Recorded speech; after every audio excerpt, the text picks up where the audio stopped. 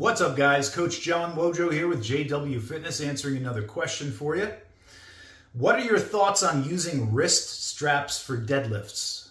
I don't want my ability to hang onto the bar. I don't want my ability to hang onto the bar to limit my leg growth. First of all, you're not going to get like quad growth from doing deadlifts. But I digress.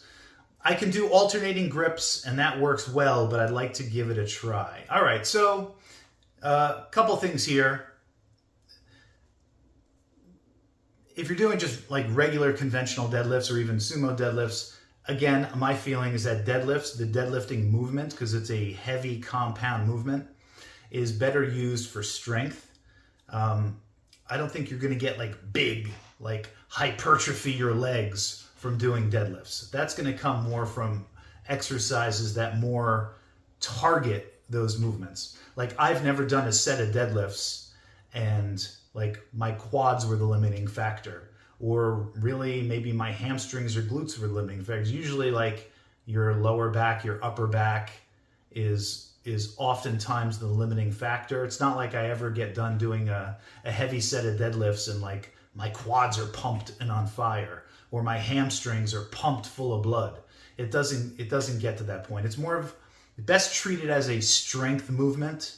And then if you want to hypertrophy your hamstrings, then you could do more of a stiff leg deadlift. If you want to hypertrophy your quads, then you probably want to do more of a variation of a squat or a leg press or a hack squat or a leg extension. If you want to hypertrophy, your glutes, maybe like an RDL or some type of glute bridge. If you want to hypertrophy, other areas of your body, there are other exercises that are better for hypertrophy than a heavy deadlift.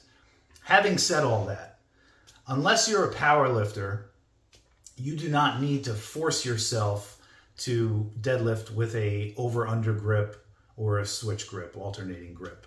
You just don't have to. I know it's a matter of pride for guys to go in the gym and be like, yeah, I don't use straps, and so on. But nevertheless, people have been known to tear their bicep when they take an underhanded grip on an alternating grip deadlifting. So why put yourself in that position if you don't have to? So what I would do in your case is I would deadlift as you normally do and just work up through your warm-up sets without straps until you get to a point where you really feel like your grip is starting to fail and is going to become the limiting factor on your next set. Whether that next set is just another warm-up set or whether that next set is one of your work sets, it doesn't matter. Just take your grip to whatever limit you can without the straps. And then once you know, like, yeah, this next set I'm gonna do, I'm just not gonna be able to hang on to the bar. Then on that set, you begin to add the straps and you utilize the straps. And then beyond that, you could always do additional grip strength work, just dead hangs from a chin-up bar that is roughly the same diameter as the bar that you're using to deadlift is one way. Just hang for time. You could always add weight around your waist and hang for time under additional load. And there's, this is not going to be a video on grip training, but there's a bunch of other stuff that you could do to develop your grip.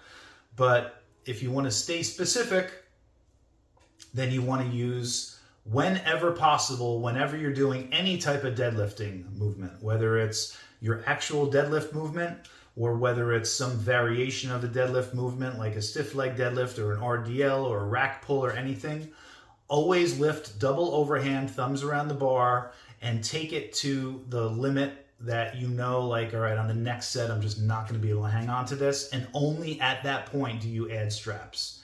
And over time, your grip will get stronger and you will be able to handle heavier and heavier weights, and you will be able to make it further and further into your workout without having to use straps.